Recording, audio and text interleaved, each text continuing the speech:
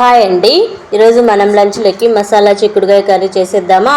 కుక్కర్లో ముందుగా ఆయిల్ వేసుకొని 2 స్పూన్స్ ఆయిల్ వేసుకొని అందులో తిరగవాత దినుసులు వేసి ముందుగా పొడుగ్గా కట్ చేసుకున్న పచ్చిమిర్చి, 2 మీడియం ఆనియన్, 1 మీడియం టమోటా వేసి మసాలా వేసి ఆయిల్ పైకి వచ్చేంత వరకు వేగనివ్వాలి. తర్వాత అందులో 2 స్పూన్స్ కారం, రుచికి సరిపడా ఉప్పు, పసుపు వేసి కొద్దిసేపు వేయించాలి. తర్వాత మనం ముందుగా కట్ చేసి పెట్టుకున్న చిక్కుడుకాయలు వేసి బాగా గెంటితో కలపాలి.